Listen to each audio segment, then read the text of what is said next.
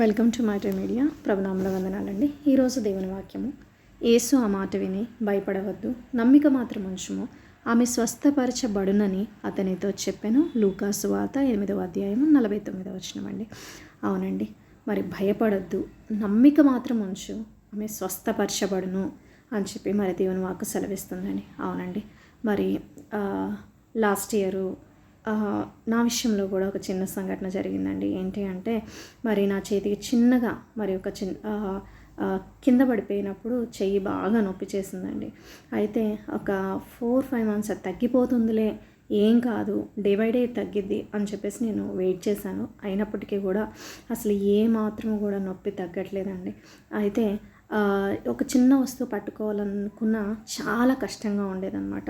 అయితే ఒకరోజు నేను ప్రార్థన చేస్తున్నాను, ప్రభా మరి నేను నీ సేవకురాలుగా ఉన్నాను, నేను ఈ నొప్పి భరించడము, నేను ఈ విధంగా ఉండడం, నేను ఇతరుల కోసం నేను ప్రార్థన చేయలేను, నేను ఈ విధంగా ఉండడం మీకు ఇష్టమా ప్రభా అని చెప్పేసి నేను ఆయన క్వశ్చన్ చేయలేదు, కానీ నేను బ్రతిమలాడుకున్నానండి. అయితే నేను ఆయన సన్నిధిలో కన్నీరు కార్చినప్పుడు దేవుడు ఒక మాట చెప్పారు, నేను నిన్ను స్వస్థపరుస్తాను అని చెప్పి మరి ప్రభు మరి నాకు వాగ్దానం చేయడం జరిగిందండి. అయితే మరి చాలా వెరీ షార్ట్ టైంలోనే 4-5 మంత్స్ నుంచి తగ్గని ఆ నొప్పి మరి దేవుడు నన్ను స్వస్థపరిచారండి. ఆ నొప్పి నుంచి నేను పూర్తిగా విడుదల పొందాను. అయితే మరి ఇప్పుడు ఏదైనా ఏ వస్తువు పట్టుకున్నప్పటికీ కూడా నేను పట్టుకుంటున్నాను అన్న ఆ ఫీలింగ్ కూడా నాకు లేదనమాట. ఇన్నాళ్ళు ప్రభు స్వస్థపరచక ముందైతే నేను ఏదైనా ఒక థింగ్స్ పట్టుకోవడానికి కూడా నాకు చాలా కష్టమైపోయేది.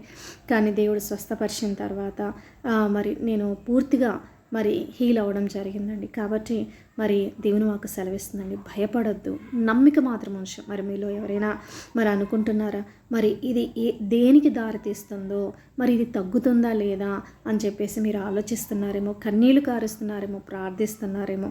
దేవుని వాక్కు సెలవిస్తుందండి, భయపడొద్దు, నమ్మిక మాత్రం ఉంచు, నమ్మండి, ఇది తగ్గుతుంది, దేవుడు నన్ను స్వస్థపరుస్తారు అని చెప్పి నమ్మండి. మరి భయపడద్దు, నమ్మిక మాత్రం ఉంచు, ఆమె స్వస్థపరచబడనని అతనితో చెప్పాను. మన ప్రభు ఎంత గొప్ప దేవుడు అంటే, యెహోవా రాఫాగా మన జీవితాల్లో ఉన్నారని, ఆయన స్వస్థపరిచే దేవుడు అండి.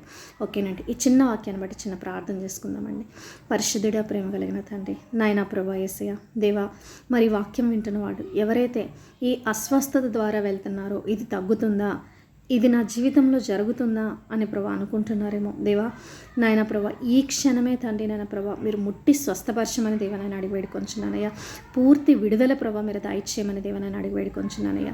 దేవా మీరే సహాయం చేయమని దేవా నాయన అడిగి వేడుకొంచు. నాయన ప్రభా యేసయ్య కంప్లీట్గా హీల్ చేయమని అడుగుచు చిన్ని ప్రార్థన యేసయ్య అతి పరిశుద్ధమైన నామంలో అడుగుచున్నాను తండ్రి, ఆమేన్.